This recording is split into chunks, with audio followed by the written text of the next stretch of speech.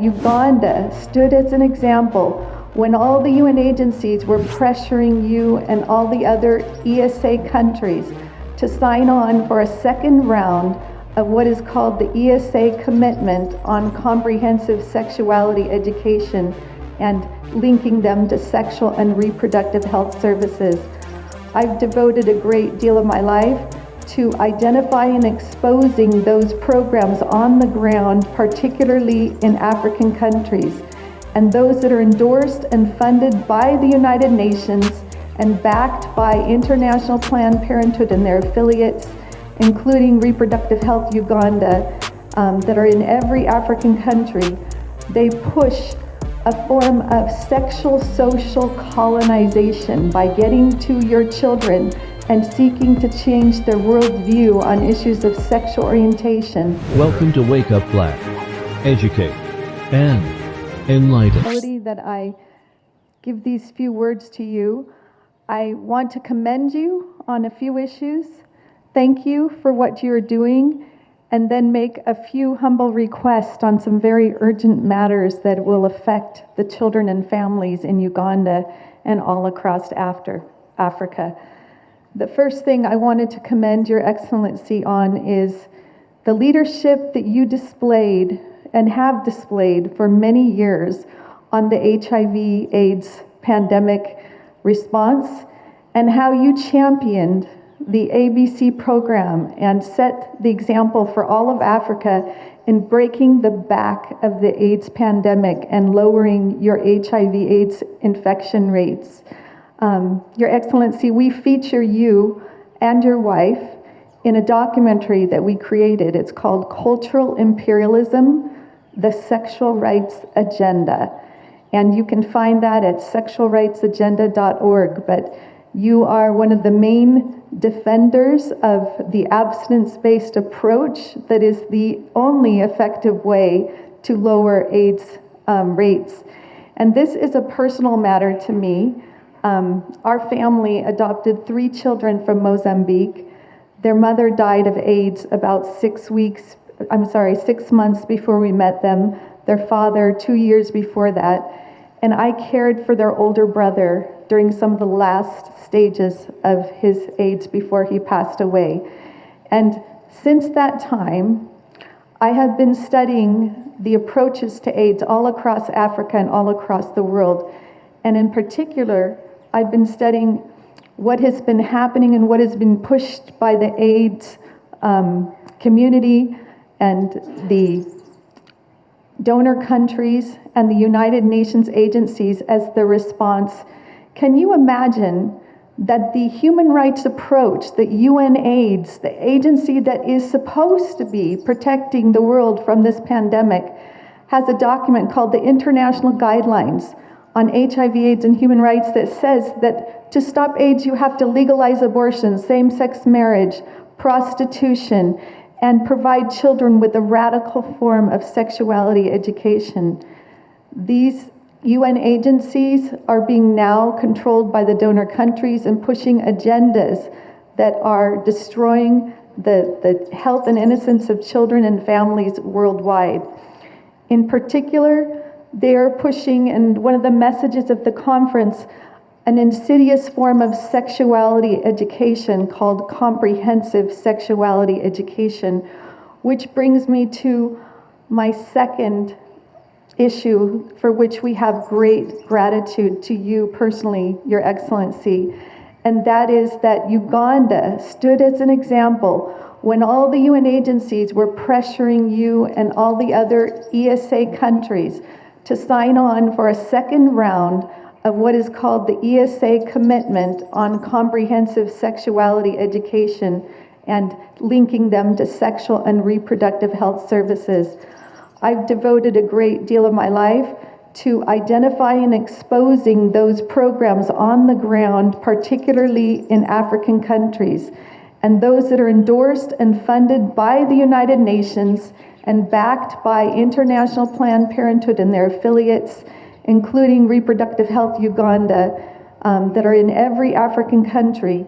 They push a form of sexual social colonization by getting to your children and seeking to change their worldview on issues of sexual orientation, gender identity, abortion, and they teach them about sexual pleasure and sexual acts. And we have their manuals used all throughout Africa. In fact, one we found in Zimbabwe actually teaches children about pedophilia, bestiality, voyeurism, sadomasochism, and these have the logos of UN agencies. This is an insidious attack on the health and innocence of children. And at any moment, we'd be happy to provide you the research we have on this. So we commend Uganda for standing up and not signing on to this agreement when you were under great pressure. Thank you. Thank you for protecting your children and setting the example for other African countries.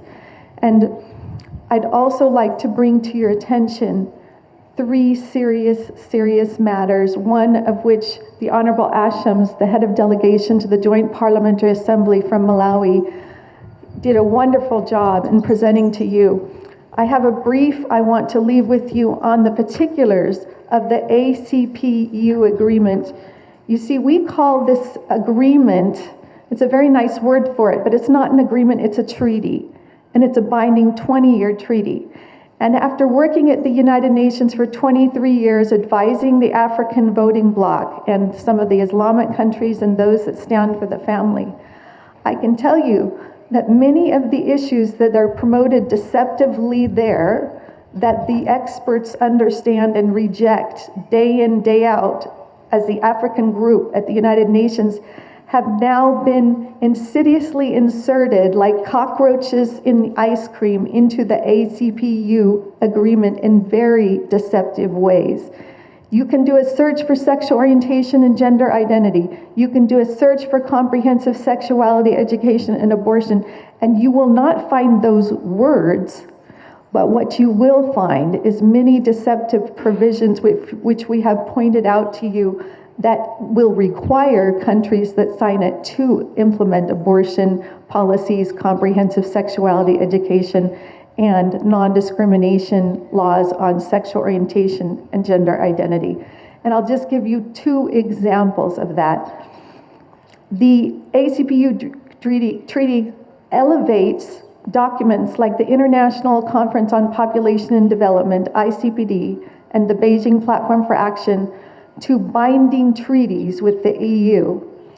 And not only does it do that, it also goes one step further and has inserted one of the most controversial phrases that's always rejected by the African voting bloc at the UN, yet it's now in this binding treaty. And it's a simple, very deceptive phrase that says, and the outcome documents of the review conferences of ICPD in Beijing.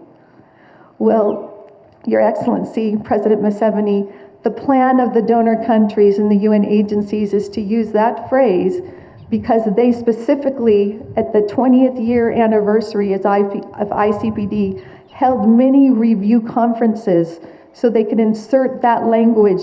And those review conferences require comprehensive sexuality education, gender identity, legalization of prostitution, all the things that again, the African countries, when it's openly presented, reject, but that is just one of the many deceptive provisions.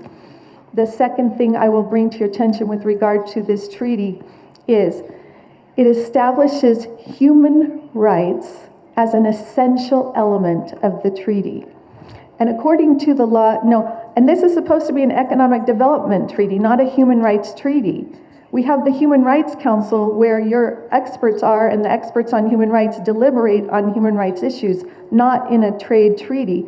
Yet they have a new chapter on human rights. There's over 100 references to human rights that aren't defined. And insidiously, they inserted the term sexual and reproductive health and rights, a term, again, that is most aggressively and adamantly rejected by the African voting bloc, even your country at the UN, yet now it's going to be a binding provision in this treaty. We don't have time to go through all the elements. There's 12 elements that are highly problematic. But I would, and we would, strongly urge you to really take a second look at this treaty through the lens of what we will give you to help you see through the deceptive terminology that's been carefully inserted there. And we call upon you, I echo the call from Honorable Songwe from Malawi, to please be the example, rally the other presidents, ask for amendments and remove all the harmful elements, even if that is possible, before ever considering signing this and entering into many things that I know you stand against.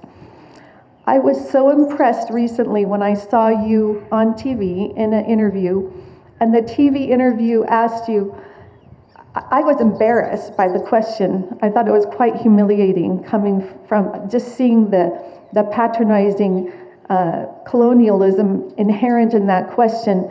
But she asked you something like, well, in light of this new law that you're about to pass that everybody is upset about, and President Obama doesn't like it, and has he talked to you yet? And what are you going to say to President Obama? As if you were accountable in any way to President Obama. That was just insidious.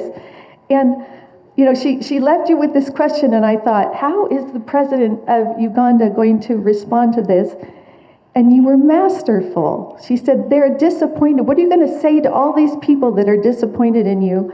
And you answered something like, I am disappointed in them.